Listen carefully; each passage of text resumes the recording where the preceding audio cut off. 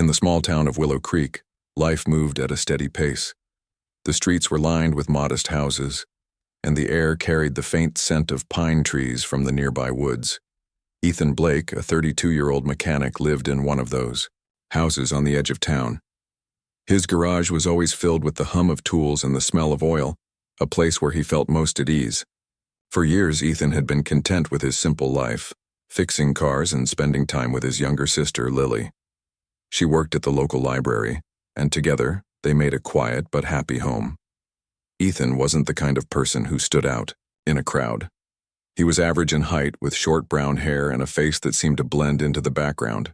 But what he lacked in charisma, he made up for in kindness and reliability. People in Willow Creek trusted him, knowing he'd do whatever it took to help them when their cars broke down or when they needed advice about something practical. Lily often teased him about being too predictable, but deep down she admired how grounded he was. One evening, as Ethan worked late in his garage, something unusual caught his attention. At first, it was just a faint sound, a low hum that didn't belong to any engine he'd ever heard. He paused, wiping his hands on a rag, and stepped outside to investigate. The night was cool and clear, the stars twinkling brightly overhead. But then he saw it, a massive dark shape hovering silently above the forest just beyond his property. It wasn't an airplane or a helicopter. This thing was completely silent, its surface shimmering like liquid metal under the moonlight. Ethan's heart raced as he stared at the object. It was unlike anything he'd ever seen before. The longer he looked, the more details he noticed. The ship, or whatever it was, had no visible windows or markings, and its edges seemed to blur into the darkness around it. For a moment, he wondered if he was imagining things, but the object remained there, unmoving, almost as if it were watching him. The next morning, the whole town was buzzing with talk about the mysterious sighting. Some people claimed they'd seen strange lights in the sky, while others dismissed the stories as wild rumors. A few even joked that aliens had finally come to visit Willow Creek. Ethan didn't say much about what he'd witnessed. Instead, he kept to himself, replaying the image of the black ship in his mind. Something about it felt important, though he couldn't explain why. Later that day, as Ethan was closing up his garage, his phone buzzed with a new message. He pulled it out and frowned. The text came from an unknown number. "Come alone if you want answers." There was no signature, no explanation, just those 7 words. Ethan hesitated, unsure whether to take it seriously. Could it be a prank? Or was someone trying to warn him about something? Lily noticed her brother's unease and asked what was wrong. When he showed her the message, she immediately shook her head. "You're not going anywhere," she said firmly. "This could be dangerous." "I know," Ethan replied, his voice calm but resolute. "But what if it's real? What if someone really does have answers about that thing in the sky?" Lily sighed, knowing there was no point in arguing once Ethan set his mind on something. Still, she insisted on driving him to the meeting spot listed in the message. The coordinates led them to a dirt road that wound through the dense forests surrounding Willow Creek. As they drove deeper into the woods, the trees grew thicker and the world outside became eerily quiet. When they reached the designated location, Lily refused to let Ethan go any further without her. "I'm not staying here by myself," she said stubbornly. Reluctantly, Ethan agreed, and the two of them ventured into the shadows of the forest together. The ground was soft beneath their feet, and the only sounds were the rustling leaves and distant hoots of owls. After walking for several minutes, they came to a clearing. In the center stood a lone figure, silhouetted against the dim light filtering through the trees. As they approached, the figure turned to face them. To Ethan's surprise, it wasn't an alien or some otherworldly creature. It was a woman. She looked to be in her early 30s with sharp features and piercing blue eyes. Her dark hair was tied back neatly, and she wore a fitted jacket that gave her an air of authority. "My name is Claire Monroe," she said, her voice steady and confident, "and I believe you've already seen our ship." Ethan exchanged a glance with Lily, unsure whether to trust this stranger. "What do you want?" he asked cautiously. Claire stepped closer, her gaze fixed on Ethan. We need your help, she said simply. That ship belongs to an organization called Aegis. We work outside the public eye to protect humanity from threats most people don't even know exist. Threats? Lily interrupted, her tone skeptical. Like what? Claire hesitated, as if weighing how much to reveal. Finally, she spoke. There's an asteroid heading toward Earth. If we don't stop it, it will cause catastrophic damage. Governments are aware of the situation, but they lack the technology to intervene. Aegis has developed a solution, but we can't do it alone. Ethan listened intently, his mind racing. This all sounded impossible, like something out of a science fiction movie. Yet the sincerity in Claire's voice made it hard to dismiss outright. Why me? He asked finally. I'm just a mechanic. I don't know anything about asteroids or space. Claire smiled faintly. Because sometimes the people who seem least likely to make a difference are the ones who end up saving the day. Your skills might be exactly what we need to pull this off. Lily grabbed Ethan's arm, pulling him aside. Are you actually considering this? She whispered urgently. You don't even know these people. I know, Ethan admitted.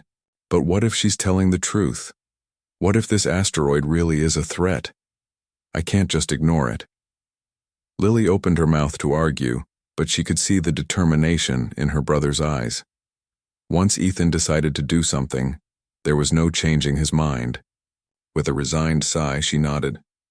Fine, but promise me you'll be careful. Ethan gave her a reassuring smile. I will, I promise. Turning back to Claire, Ethan took a deep breath. Okay, he said. Tell me what I need to do. Claire's expression softened, relief evident in her eyes. Thank you, she said. Follow me. There's a lot to explain, and not much time. As they walked back toward the clearing, Ethan couldn't shake the feeling that his life was about to change forever. The black ship loomed ahead, its surface reflecting the pale light of the stars. Whatever lay inside, Ethan knew one thing for certain. He was stepping into the unknown. And though fear lingered in the corners of his mind, so did a flicker of hope that maybe, just maybe, he could make a difference after all. Ethan followed Claire through the dense forest, his heart pounding with a mix of excitement and apprehension. The black ship loomed larger as they approached, its surface shimmering like liquid obsidian under the dim moonlight. It was silent, almost unnervingly so, as if it didn't belong to this world. Lily had reluctantly agreed to wait by the edge of the clearing, her arms crossed tightly over her chest. She watched Ethan go with a worried expression, calling out one last time, "Be careful!" As Ethan stepped closer to the ship, Claire turned to face him. Her calm demeanor helped ease some of his nervousness. "This is it," she said simply, gesturing toward the massive vessel. "It's not what you're probably expecting." Before Ethan could respond, a section of the ship's surface rippled and shifted, forming an opening that looked more like water than metal. Claire motioned for him to follow her inside. Hesitating only for a moment, Ethan took a deep breath and stepped through the entrance. The interior of the ship was nothing short of astonishing. The walls glowed faintly with a soft blue light, and the air felt different, cooler, lighter, almost electric. The space seemed impossibly large, far bigger than the ship's exterior suggested. Corridors stretched in every direction, lined with panels displaying streams of data and symbols Ethan couldn't understand. He stared in awe, unable to process how such a thing could exist. "This way," Claire said, leading him down one of the corridors. As they walked, she began explaining more about Aegis and their mission. "We're not aliens or part of some government conspiracy," she said, her tone measured but sincere. "Aegis is an independent organization dedicated to protecting humanity from existential threats. Most people don't know we exist because our work requires secrecy." Ethan nodded slowly, trying to absorb everything. "And this asteroid, it's really that bad?" Claire stopped walking and turned to face him. Her expression was serious now. "Yes. If we don't act quickly, the impact will devastate entire continents. Millions, maybe billions of lives are at stake. That includes your town, Willow Creek. It's why we chose you." You're close enough to understand the urgency, yet far enough removed from the chaos of bigger cities. Ethan swallowed hard, the weight of her words sinking in. But why me? I'm no scientist or astronaut. I fix cars for a living. You'd be surprised how valuable practical skills can be, Claire replied with a small smile. We have brilliant minds on board, but sometimes we need someone who can think differently, someone who can adapt and solve problems in real time. That's where you come in. They continued down the corridor until they reached a large room filled with equipment and monitors. Several people were already there, working intently at various stations. Claire introduced Ethan to two key members of the team, Marcus Lane, a grizzled engineer with a no-nonsense attitude, and Rachel Morgan, a pilot whose calm presence contrasted sharply with the intensity of the situation. Marcus gave Ethan a quick nod before returning to his work, while Rachel offered a polite smile. So you're the mechanic, she said, her voice warm but tinged with curiosity. Hope you're ready for something a little more complicated than oil changes. Ethan chuckled nervously. I'll do my best. Over the next hour, Claire and the others briefed Ethan on the plan. They explained that the asteroid was on a collision course with Earth and would strike within weeks unless they intervened. The solution involved deploying a device called the harmonic nullifier, a piece of advanced technology designed to alter the asteroid's trajectory using resonant frequencies. The challenge lay in getting the device to the asteroid and ensuring it functioned properly once deployed. It's risky, Claire admitted. We've run simulations, but there are variables we can't account for. That's why we need someone adaptable, someone who can improvise when things go wrong. Ethan listened carefully, his mind racing. The idea of traveling into space and confronting an asteroid sounded like something out of a movie. Yet, here he was, standing aboard a ship that defied logic, surrounded by people who spoke of saving the world as though it were just another day at the office. Despite his doubts, he couldn't deny the sense of purpose growing within him. As the briefing drew to a close, Rachel approached Ethan. You okay? She asked gently, noticing the distant look in his eyes. I think so, Ethan replied, forcing a smile. It's just a lot to take in. Rachel nodded knowingly. Believe me, I get it. My first time on this ship, I thought I'd lose my mind. But you'll adjust. And trust me, you won't be alone. We're all in this together. Her words brought Ethan some comfort. For the first time since stepping aboard the ship, he felt less like an outsider and more like part of a team. Still, he couldn't shake the nagging question in the back of his mind. What if he failed?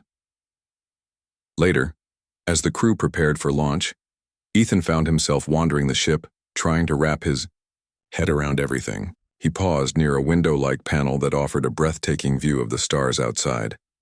The vastness of space made him feel both insignificant and strangely powerful. Here he was, an ordinary man from a small town, about to embark on a mission that could save millions of lives. His thoughts were interrupted by Claire, who joined him at the panel. Feeling overwhelmed, she asked. A little, Ethan admitted. It's hard to believe all this is real. Claire studied him for a moment, her expression thoughtful. You know, I used to feel the same way. When I first joined Aegis, I thought I'd never measure up. But then I realized, it's not about being extraordinary. It's about doing what needs to be done, even when it scares you. Ethan nodded, letting her words sink in. Do you ever doubt yourself? He asked quietly. All the time, Claire admitted with a rueful smile. But doubt doesn't stop us. It reminds us to stay humble and keep pushing forward. Their conversation was cut short by an announcement over the ship's intercom. All hands prepare for departure, came Marcus's gruff voice. We're heading out. Ethan felt a surge of adrenaline as he followed Claire back to the main chamber. The crew moved with precision, each person focused on their task. Rachel took her position at the controls, her hands moving deftly across the glowing panels. Ethan stood nearby, unsure of what to do but determined to help however he could. As the ship hummed to life, Ethan glanced around the room, taking in the faces of the people who would soon become his teammates. Despite their differences, they shared a common goal: survival. And though the road ahead was uncertain, Ethan felt a flicker of hope. Maybe, just maybe, he could rise to the occasion. With a final burst of energy, the black ship ascended into the sky, leaving Willow Creek and Earth behind. Through the window, Ethan watched as the planet grew smaller and smaller, its blue-green surface fading into the infinite blackness of space. For the first time in his life, he truly understood how fragile and precious it was. And as the ship set its course for the asteroid, Ethan knew one thing for certain: he would do whatever it took to protect it. The journey through space was unlike anything Ethan had ever imagined. At first, the vast emptiness outside the ship's windows filled him with a strange mix of awe and unease. The stars stretched endlessly in every direction, cold and distant, while Earth faded into a tiny blue dot behind them. Inside the ship, however, life moved at a steady pace. The crew worked tirelessly, their focus sharp as they prepared for the mission ahead. Ethan spent much of his time observing and learning. He followed Claire and Marcus around, asking questions whenever he could. Though he didn't understand all the technical jargon, he picked up enough to get by. Rachel, the pilot, often invited him to sit in the control room, explaining how the ship operated. "Think of it like driving a car," she said with a smile. "Except instead of roads, we're navigating gravity fields and solar winds." Despite her reassurance, Ethan couldn't shake the feeling that he was out of his depth. Back in Willow Creek, fixing engines and solving mechanical problems came naturally to him. Here, surrounded by advanced technology and brilliant minds, he felt more like a spectator than a participant. But he reminded himself of Claire's words. Adaptability was key. If there was one thing Ethan knew how to do, it was think on his feet. As the days passed, the crew encountered several challenges. One evening, while Ethan was helping Marcus inspect the harmonic nullifier, the device designed to deflect the asteroid, a warning light flashed on one of the monitors. Marcus frowned, tapping at the screen. "Looks like the stabilizer's acting up," he muttered. Ethan leaned over to take a closer look. "What does that mean?" "It means if we don't fix it, the nullifier might not deploy properly," Marcus replied gruffly. "And if that happens, we're screwed." Without hesitation, Ethan rolled up his sleeves. "Let me take a look." Marcus raised an eyebrow but stepped aside, watching as Ethan examined the machinery. To everyone's surprise, Ethan quickly identified the issue, a loose connection in the wiring, and repaired it using tools from his toolkit.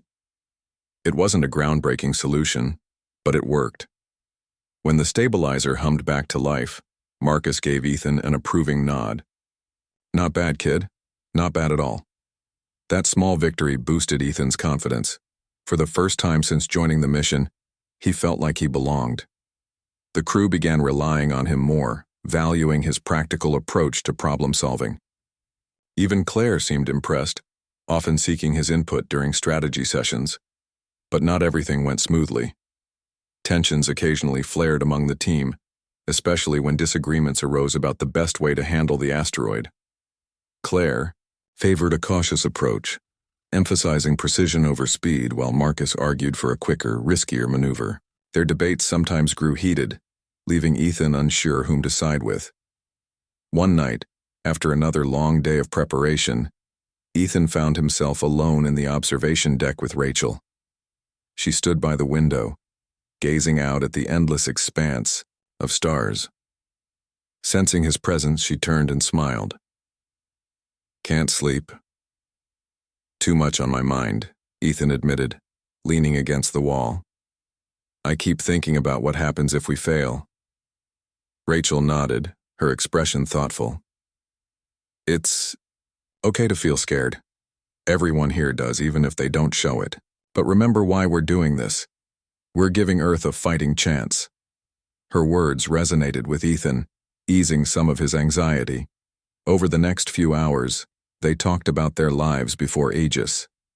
Rachel shared stories of her time as an astronaut, describing the thrill of floating in zero gravity and the heartbreak of losing her crew during a failed mission. Ethan listened intently, realizing how much courage it must have taken for her to join Aegis after such a tragedy. In return, Ethan told her about his quiet life in Willow Creek, fixing cars, spending time with Lily, and dreaming of adventures. he never thought would come true. Rachel chuckled softly. Well, looks like your dreams caught up with you. Their conversation deepened their bond, turning colleagues into friends. By the time they returned to their duties, Ethan felt lighter, as though sharing his fears had made them easier to bear. As the ship approached the asteroid, the mood aboard grew tense. The massive rock loomed ahead, its jagged surface reflecting faint sunlight. Up close, it looked even more menacing, its craters and ridges casting eerie shadows. Claire gathered the team for a final briefing. "This is it," she said, her voice steady but firm. "We've trained for this and we're ready. Stick to the plan and trust each other." Ethan nodded, determination replacing his earlier doubts. He knew the stakes were high, but he also knew he wasn't alone. Together, they would face whatever lay ahead. The deployment process began with Rachel guiding the ship into position near the asteroid.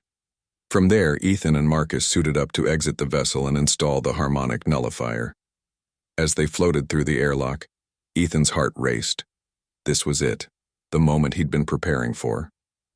Outside the ship, the silence of space pressed in on him, broken only by the sound of his own breathing inside the helmet. Working alongside Marcus, Ethan focused on the task at hand.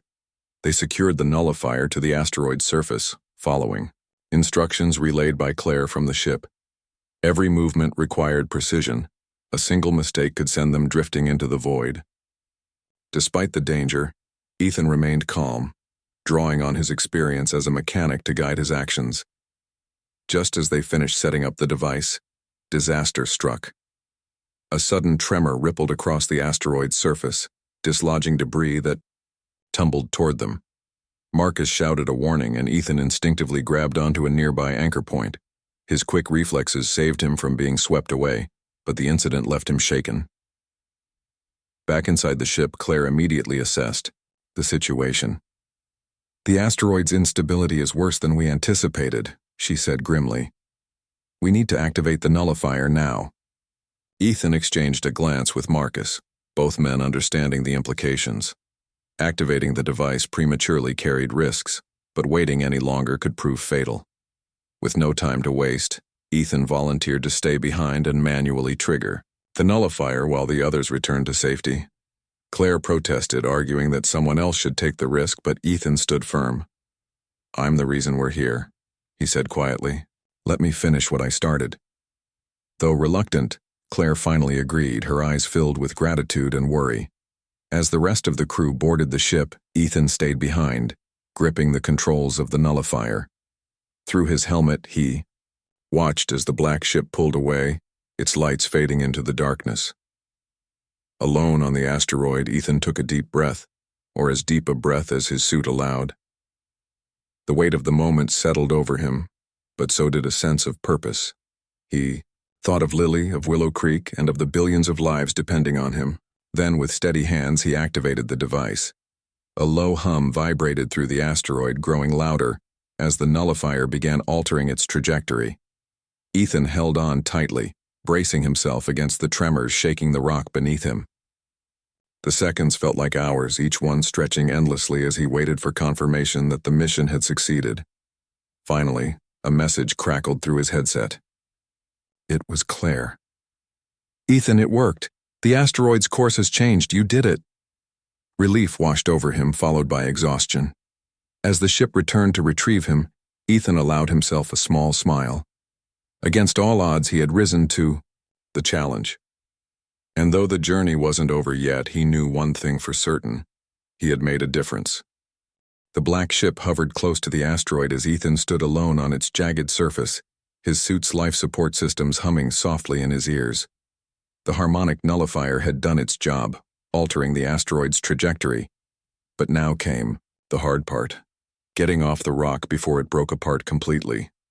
Deep fissures were spreading across the surface, glowing faintly as the device's resonant frequencies destabilized the massive space rock. Dust and debris floated around him, caught in the asteroid's weakening gravitational pull.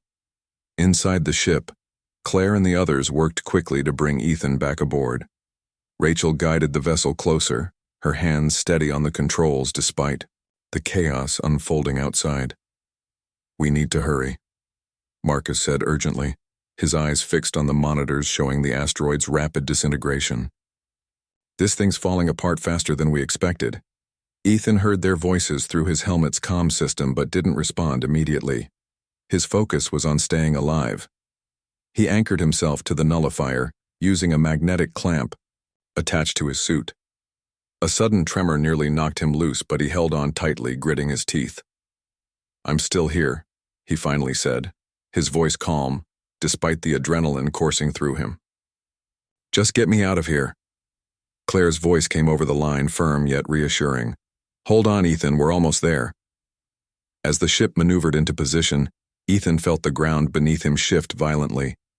Chunks of rock broke free, hurtling into space like shards from an exploding shell. One piece narrowly missed him, forcing him to duck instinctively. His heart pounded in his chest, but he reminded himself of what was at stake. Not just his own survival, but the lives of billions back on Earth. Rachel brought the ship within reach, extending a mechanical arm designed for retrieval missions. Marcus operated the controls, carefully guiding the claw toward Ethan. "Grab onto it when you can," Marcus instructed. "We'll pull you in." Ethan unclipped his anchor and reached out, grabbing hold of the claw with both hands. The moment he secured his grip, Marcus retracted the arm, pulling Ethan away from the crumbling asteroid. As he floated toward the ship, Ethan glanced back at the nullifier one last time. Its glow intensified as the asteroid began breaking apart, chunks of rock spinning wildly in every direction. When Ethan finally entered the airlock, the crew erupted into cheers. Claire helped him remove his helmet, her face filled with relief. "You did it," she said, her voice trembling slightly. "You saved us all." Ethan shook his head, brushing off the praise. "We did it together," he replied, his voice hoarse from exhaustion. "I couldn't have done any of this without you guys." Once inside the main chamber, Ethan collapsed into a chair, letting the reality of what had just happened sink in. The asteroid's new trajectory meant Earth was safe, for now, but the experience left everyone shaken. They had stared death in the face and lived to tell the tale, but none of them would forget the fragility of their existence. Over the next few hours, the crew focused on stabilizing the ship and charting a course back to Earth. The journey home would take several days, giving them time to process everything they'd been through. For Ethan, the quiet moments allowed reflection. He thought about Lily, waiting anxiously in Willow Creek, and how much he wanted to see her again. He also thought about the people aboard the ship, their courage, their determination, and the sacrifices they had made. Rachel often joined him in the observation deck, where they watched the stars pass by in silence. Though neither of them spoke much, their shared experiences created a bond that needed no words. One evening, as they sat side by side, Rachel turned to Ethan with a soft smile. "You know, I wasn't sure about you at first," she admitted. "But you proved me wrong." Ethan chuckled lightly. "I wasn't sure about me either," he confessed. "Still aren't, honestly. This whole thing feels surreal." "It should," Rachel replied. "What we did wasn't easy. Most people wouldn't have stepped up the way you did." Her words warmed him, though he still struggled to see himself as a hero. To him, he was just a mechanic who'd gotten lucky. But deep down, he knew luck hadn't been the only factor. It was the trust between him and the crew, their combined skills and determination, that had made the mission possible.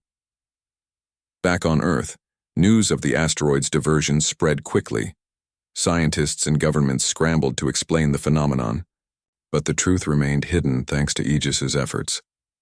In Willow Creek, Lily watched the headlines with tears in her eyes, knowing her brother had played a role in saving the world, even if no one else did. When the black ship finally descended into the forest near Ethan's home, Lily was there waiting. She ran to meet him as soon as he stepped out, throwing her arms around him tightly. "I can't believe you actually did it," she whispered, her voice thick with emotion.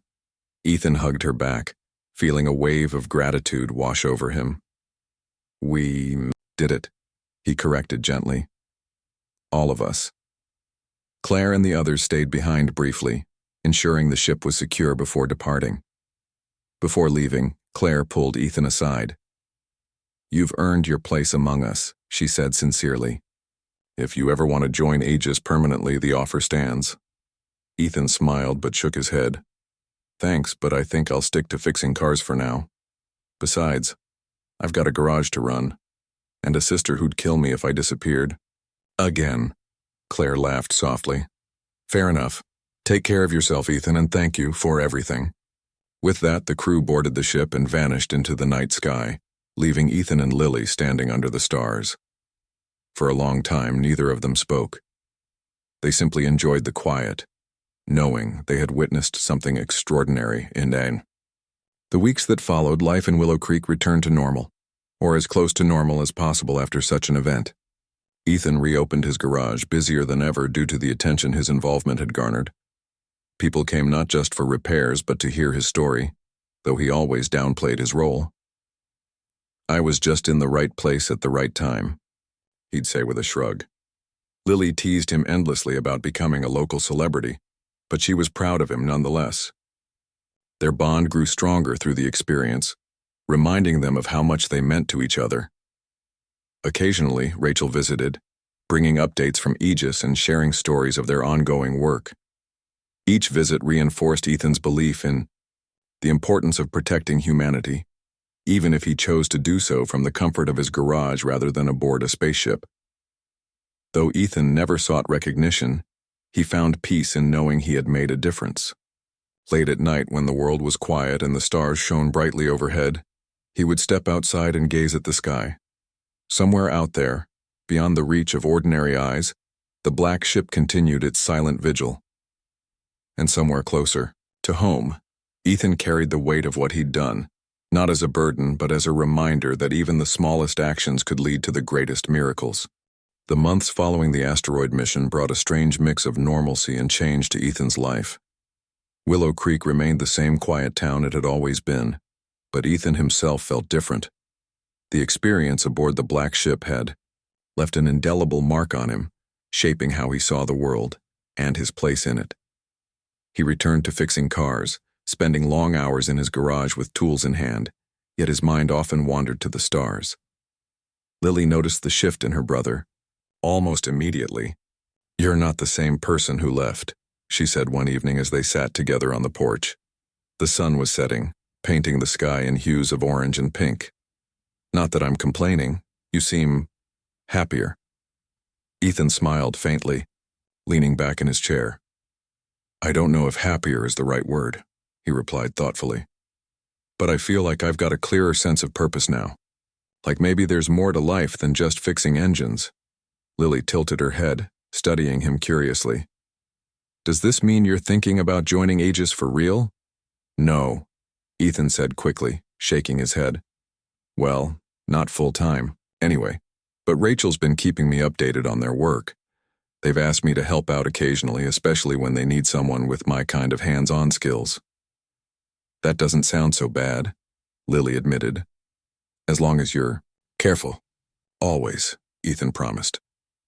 True to her word, Rachel visited Willow Creek regularly, bringing news from Aegis and occasionally asking for Ethan's assistance. Sometimes it was small tasks, repairing equipment or troubleshooting glitches, but other times it involved traveling to remote locations to meet with members of the organization. Each trip deepened Ethan's understanding of Aegis and its mission, reinforcing his belief in the importance of what they did. One day, Rachel arrived with an unusual request. She explained that Aegis had detected another potential threat, not an asteroid this time, but a derelict satellite drifting dangerously close to Earth's orbit. If left unchecked, it could collide with operational satellites, causing widespread communication failures. "We need someone who can think outside the box," Rachel said, "and we thought of you." Ethan hesitated, unsure whether he was ready to dive back into space-related missions so soon, but the idea of helping again appealed to him, especially since the stakes were less dire than before. "All right," he agreed finally. "What do I need to do?" Rachel grinned. "Pack your bags. We're heading to Nevada." The trip took them to a secluded desert facility where Aegis operated a ground-based control center. From there, they coordinated with a team aboard a smaller spacecraft tasked with intercepting the rogue satellite. Ethan's role was to assist with repairs and modifications to the craft's robotic arms, ensuring they could safely capture and redirect the object without causing further damage.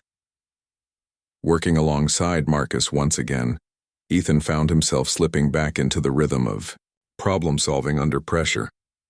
The two men had developed a mutual respect during their previous mission, and their partnership proved invaluable as they tackled technical challenges together. "You're getting better at this," Marcus remarked one afternoon as they fine-tuned the robotic arm's precision controls. "Maybe too good," Ethan chuckled, wiping grease from his hands. "Don't get used to it. I still prefer working on cars." Despite the occasional tension, the team worked seamlessly, guided by Claire's steady leadership. Her presence reminded Ethan of the trust and camaraderie that had carried them through the asteroid mission. Even though this task was less dramatic, the same principles applied: teamwork, adaptability, and a shared commitment to protecting humanity. As the operation unfolded, Ethan couldn't help but marvel at the technology surrounding him. The spacecraft itself was a marvel of engineering, equipped with advanced systems designed to navigate the complexities of orbital mechanics. Watching it maneuver toward the satellite filled him with a renewed sense of wonder. For all its dangers, space held an undeniable allure, a frontier waiting to be explored. When the mission concluded successfully, Ethan felt a familiar surge of pride. Though the outcome wasn't as monumental as diverting an asteroid, it reinforced the value of even the smallest contributions. "Every piece matters," Claire told him afterward. "Whether it's saving the planet or preventing a minor disaster, every action counts." Back in Willow Creek, Ethan resumed his routine, though he found himself looking at the world differently. The garage became more than just a workplace. It was a reminder of the skills he'd honed and the ways they could be applied to something greater. He began tinkering with new ideas, experimenting with designs inspired by the technologies he'd encountered aboard the Black Ship. One project in particular consumed his attention: building a prototype tool capable of repairing satellites remotely. It was ambitious even by Aegis standards, but Ethan poured his energy into it, driven by the hope that it might someday prove useful. Rachel encouraged him, offering advice and resources whenever she visited. "You're onto something here," she said during one of her trips. "Keep going." Lily watched her brother's transformation with quiet admiration. "You've really changed, you know," she said one night as they cleaned up after dinner. "It's like you found a new passion." Ethan paused, considering her words. "Maybe I have," he admitted. "Or maybe I've just realized that passion doesn't have to be flashy to matter. Fixing things, that's always been important to me. Now I see how far-reaching it can be." Though Ethan never sought recognition, his involvement with Aegis didn't go unnoticed. Local newspapers ran stories about the mysterious mechanic who had helped save the world, though details remained vague thanks to Aegis's efforts to maintain secrecy. Strangers sometimes stopped by the garage, curious to meet the man behind the headlines. Ethan greeted them warmly, sharing only what he felt comfortable revealing. "I'm no hero," he'd say with a shrug. "Just someone who happened to be in the right place at the right time." But deep down, Ethan knew better. He understood now that heroes weren't defined by grand gestures or public acclaim. They were ordinary people willing to step up when needed, using whatever talents they possessed to make a difference. And while he might never wear a cape or stand in the spotlight, he carried the weight of his actions with quiet pride. On clear nights, Ethan would step outside and gaze at the stars, reflecting on the journey that had changed his life. Somewhere, out there, the Black Ship continued its silent vigil, carrying the hopes of those who believed in a brighter future. Closer to home, Ethan carried his own hopes, for himself, for Lily, and for the countless lives he had helped protect. In those moments, surrounded by the vastness of the universe, Ethan felt a profound sense of connection. He wasn't just a mechanic anymore. He was part of something bigger. And though the road ahead remained uncertain, he faced it with courage, knowing that even the smallest miracles could shape the course of history. By the time winter settled over Willow Creek, Ethan had grown accustomed to his dual life. During the day, he worked in his garage, fixing cars and chatting with customers who came for repairs or just to hear snippets of his adventures. At night, he tinkered with inventions inspired by his experiences aboard the Black Ship, fueled by a growing passion for innovation. His latest project, a remote-controlled tool designed to repair satellites, was nearing completion, thanks in part to Rachel's guidance and Aegis's occasional support. Lily teased him about becoming an inventor, but she couldn't hide her pride. "You're turning into quite the mad scientist," she joked one evening as they sat by the fire. Outside, snow blanketed the ground, muffling the sounds of the quiet town. "What's next? Building your own spaceship?" Ethan laughed softly, shaking his head. "I'll leave the spaceships to Rachel and the others. I'm happy right here." But deep down, he knew that his connection to Aegis had changed him. He no longer saw himself as just a mechanic. He was someone capable of contributing to something far greater than himself. The realization brought both satisfaction and responsibility. Every problem he solved, every invention he created, carried the potential to make a difference, not just in Willow Creek, but in the wider world. Rachel visited more frequently during the winter months, drawn by Ethan's progress on the satellite repair tool. She admired his determination and creativity, qualities she believed were rare in someone so grounded. "You've got a gift," she told him one afternoon as they tested the prototype in his garage. "Most people would have stopped after the asteroid mission, but you keep pushing forward." "I guess I just don't want to waste what I've learned," Ethan replied thoughtfully. "If I can help prevent even one disaster, it's worth it." Their bond deepened over shared goals and late-night conversations. Rachel opened up about her past, revealing how her failed space mission had left her feeling unworthy of trust. "I used to think I didn't deserve another chance," she admitted. "But working with you and seeing how much you care, it reminds me why we do this. It's not about being perfect. It's about trying again even when it hurts." Ethan nodded, understanding her struggle all too well. "We all make mistakes," he said gently. "What matters is how we move forward." As spring approached, news reached Willow Creek of another crisis, a massive solar storm threatening to disrupt global communications. Scientists warned of widespread power outages and damage to satellites, prompting governments to scramble for solutions. Once again, Aegis stepped in, calling on its members to mitigate the threat. Claire arrived at Ethan's house unannounced, her expression tense but resolute. "We need your help," she said simply.